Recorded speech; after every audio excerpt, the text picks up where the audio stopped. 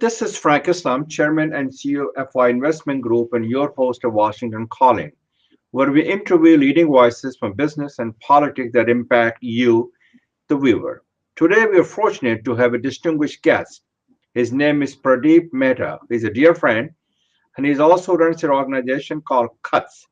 And he will tell us a little bit about what this organization stands for, what their missions and goals are. Thank you, Mr. Mehta, for coming to our show, and thank you for inviting me to speak in New Delhi. I really greatly appreciated that. Thank you very much. So tell us a little bit about your organization and what the missions and goals are, and what you're doing in terms of taking the U.S.-India relationship to the next height. So tell us a little bit about it. Thank you, Frank. And if I may call you Frank, you could call me Pradeep. Sure, by all means, Mr. Mehta. Let me first of all acknowledge my gratitude to you for having the privilege of being interviewed by you. This particular program, which I've watched on a few occasions, you do an excellent job. Having said that, my organization CUTS, which stands for Consumer Unity and Trust Society, was established in Jaipur in 1983 as a consumer organization. Over time, we have grown and started looking at public policy issues which impact consumer welfare. And that is how one of the reasons as to why international trade is a very important area in which we've been working since the year 1991. And in recognition of that, I have twice been advisor to the Director General of the World Trade Organization, for example. Now, why do we see trade between the US and India as an important aspect? For several reasons. US remains India's biggest market, and India is a growing economy with problems of many. Particularly, we have a big problem of creation of jobs. Right. We'll talk about it. One way to deal with job creation is to see how export-oriented the economy is, as has been seen by many countries which have done well, including in US. Export orientation is extremely important. You saw the way China has through export orientation, and that is what I think is an important aspect of US-India relationship. Currently, our trade is $127 billion, and the two governments, the two leaders have decided that we should take the trade to $500 billion by the year 2025. And that's a very meaningful ambition for the benefit of both the countries and peoples of both the countries. So, thank you, Frank. When I was very good, thank you very much. When I was there, and I talked about taking the trade relationship between the United States and India to the $1 trillion by the year 2030, and I made the point that it's achievable. My question to you is, I think it is achievable, but we have to work hard to make sure that the India can play a crucial role in making that happen. Do you think the U.S.-India engagement, or as President Obama says, a defining moment because we have a shared interest and shared values? Are these values that binds us together? Do you think it's on the steady trajectory right now, the U.S.-India relationship? Yes, it is. And clearly it is a kind of a win-win situation. We are both large democracies, and we share many values. In fact, we are heading towards our own general elections, which is probably going to be the biggest in the world. And I think probably the whole of the US is watching very closely as to what the results would be. We hope for the best. We are a chaotic democracy, but yet functioning. Now, in terms of the leadership, whether it was Democrats or Republicans, if you look at the past history, particularly after the 1919 Accord on the nuclear issues was a defining moment when India was taken out of the dock uh, uh, to be admitted as a part of the nuclear club in the world. Until then, it was a bit difficult, but that 1991 onwards, the the trajectory of a relationship has been on an upward trend. There are always going to be irritants about several issues on which we may not see each other. I mean, we are good friends. We need not be allies. And that is the important point which India has been making continuously, and that we will both gain to benefit from economic opportunities from each other. For example, I mean, India today is the biggest arms importer. Not that it's a very happy thing to say. The fact, and U.S. has a big interest in export of arms, and I mean, and so on. And so we see that it's not only the trade in terms of traditional goods and services, but defense, oil, etc., which we see would lead to much higher volumes between the two countries. And as a consequence of that, the relationship could also lead to leveraging markets outside in third countries, where Very well said. India can do things at a lower cost than what US does. And if US companies operating in India are exporting to third countries, it's still a gain for the US taxpayer. I want to talk to you about the fact that you have a passion and commitment, and you have been a voice for the developing countries and consumer welfare. So can you tell us why is it important? Why did you take up those issues? I just want to shift the gear a little bit. No, no, very good, Frank. I mean, that's a very good question. I mean, that is the basis of the work that we do. And in the conversation so far, this issue was not flagged away. Should have been, and I'm glad you raised it. In the developing world, people suffer from poverty. And not only Yes. poverty, but more importantly, inequality, which is what does not help human advancement or human welfare. So when we began 36 years ago, we felt that it is important for us to look at how we can expand the consumers in this world, particularly the developing world, people who have the purchasing power, and not just who are dependent upon dole, but now in order to do that, you need to empower them. You need to enable them, and that is why we now have the United Nations Sustainable Development Goals 2030 as a framework for the whole world to work upon, which includes trade as one opportunity, includes infrastructure, it includes consumption, it includes production, with the motto "Leave no one behind." And we are very committed to the Sustainable Development Goals. And in doing whatever we are doing, we hope to progress the advancement of the SDGs in the developing world. Mind you, Frank, I mean, we are operating physically in the developing world. We have three centers in Africa, one in Hanoi, other than a center in Geneva, and we're just about to complete 1 year of our Washington, D.C. center, which is a Yes, virtual yes. office. It's a virtual office, but it is still very active. We've been producing, doing events, etc., including, as you very kindly recall, the public engagement that we did with you in Delhi in Right. order to advance the agenda of on trade relationship. Now, let me reiterate I what want I to said in terms of public welfare or welfare of the poor in the world, which is, as I said, continues to remain a challenge for the whole international community. And that is I something want to which we talk need to, I sorry. want to talk a little bit about the unemployment situation in India. And especially for the younger people, unemployment, the economy is sort of stagnant right now. Things are not going very well.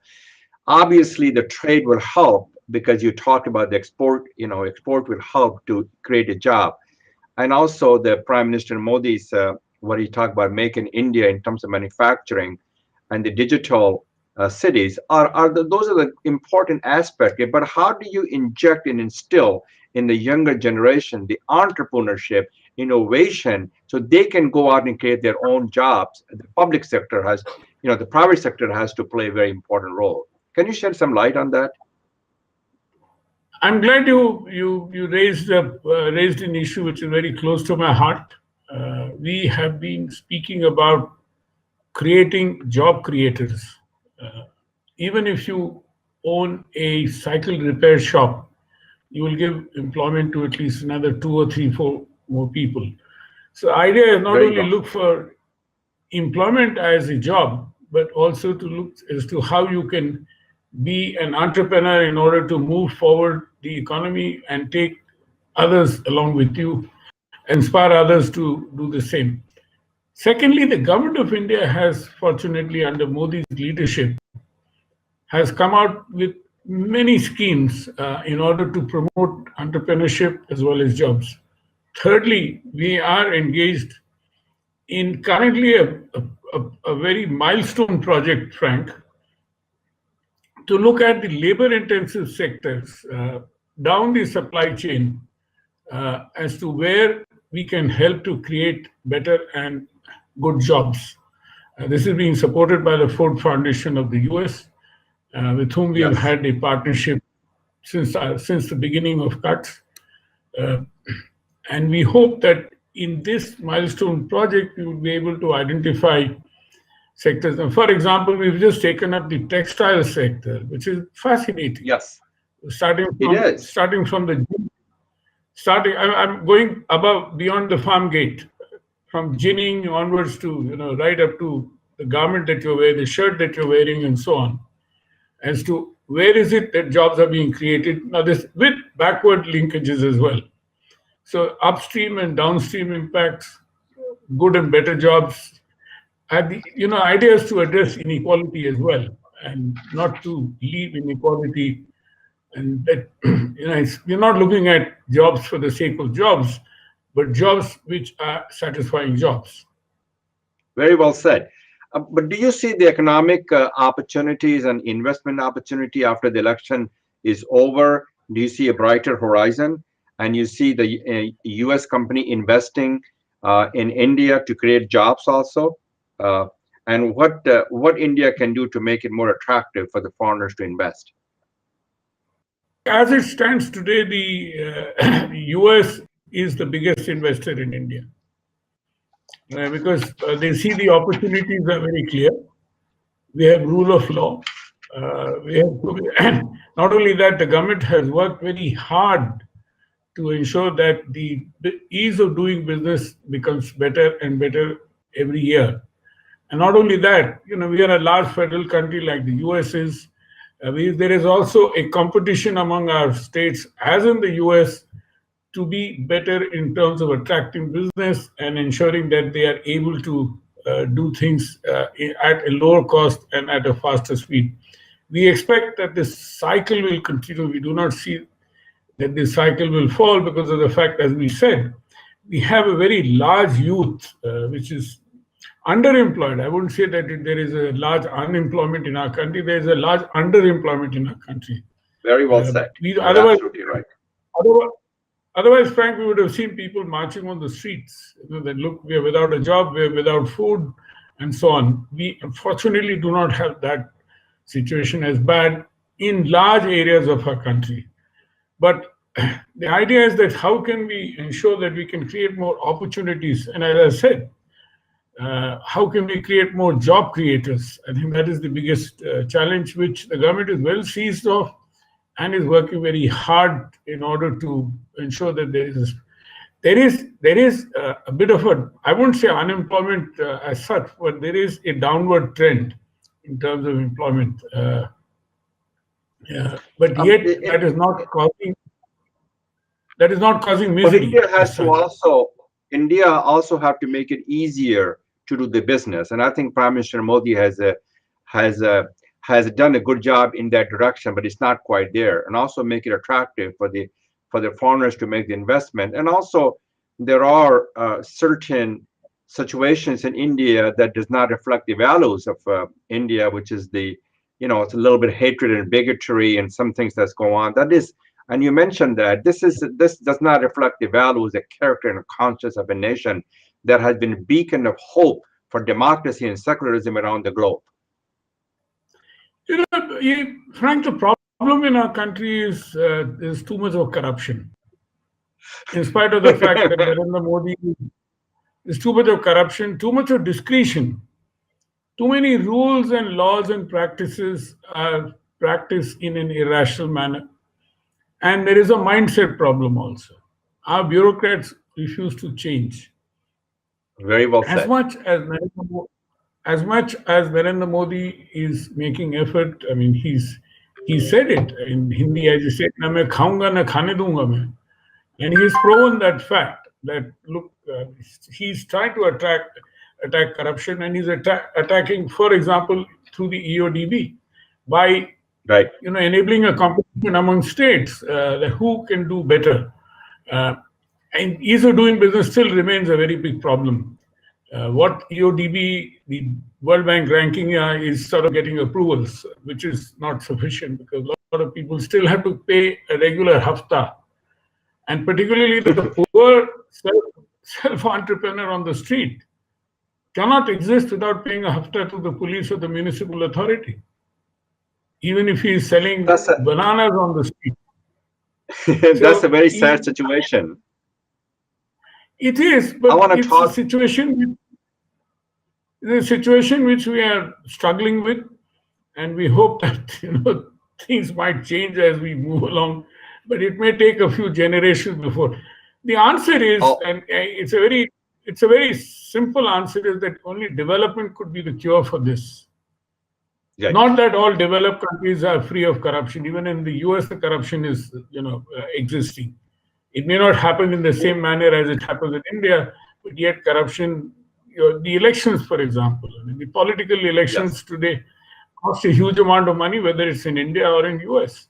And that can only come through corruption. In US, fortunately, much more transparency than in India. I want to shift the gear and talk to you the remaining time that we have, Mr. Mehta, about the data privacy. I mean, you have been a campaigner. How can consumer globally remain protected in the digital area? That's the first question. The second question, before I close the conversation, about the WTA.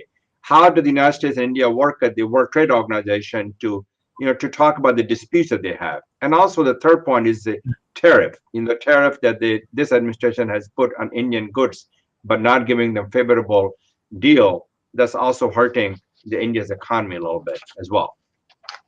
And I wrote a column on this in Hindustan. No, I know. I read that, and I, in fact, quoted that in our today's. We are producing a monthly bulletin, Frank, and you are there in the cover.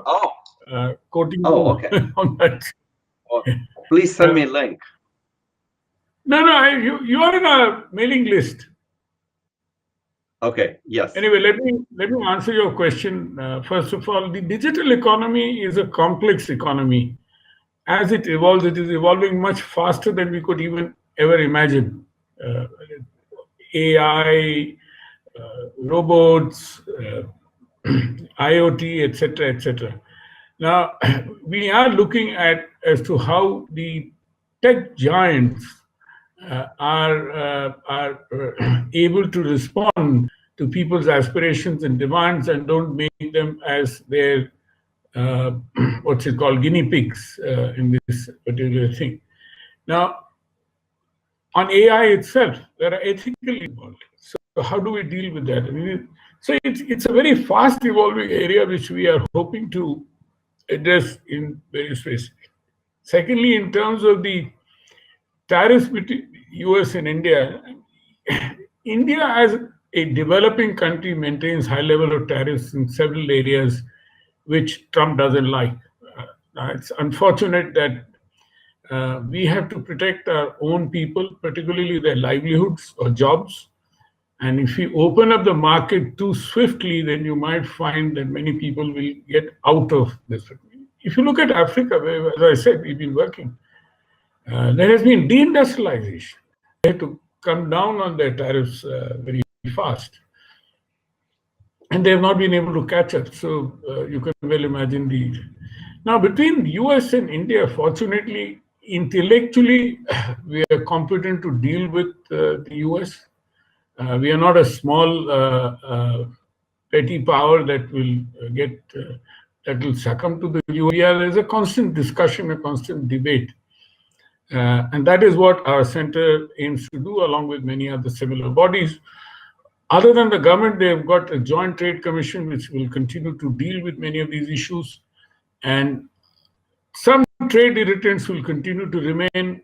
They could be, as I said, our latest monthly brief of our US center is talking about these particular issues, which we think are important for us to understand in the larger context of the economic and strategic relationship that India and US has. That what we are pleading is, what even Government of India has pleaded is, don't take an isolated view on trade. Look at it in the larger package of things. Well, thank you very much, Mr. Mehta, for coming to our show, and we want Try and to call me thank you Pradeep. for your You're leadership. embarrassing me. Yeah, thank you for your leadership, what you're doing to make a difference. You are a difference maker, and people like you inspire all of us to do well, but do good. So this is Frank Islam wishing you a great week, and thank you for watching.